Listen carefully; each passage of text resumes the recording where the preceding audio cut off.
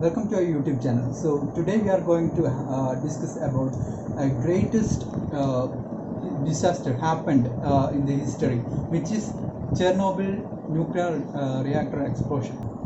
So we are going to see about how a nuclear reactor explodes. Usually a nuclear reactor never explodes, its core never explodes. So how did this happen? We are going to see that. Mainly there are three reasons which led to the disaster. We will see the three reasons. So the reason number one, they ran a safety test without having experienced employees there. So reason number two is there is no coordination between these employees in the nuclear power plant, and the safety run takes place without the knowledge in most of these employees.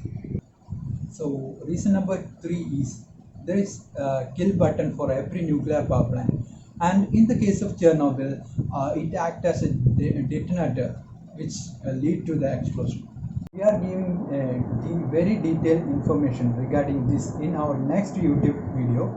So keep watching our channel and please do the subscribe below.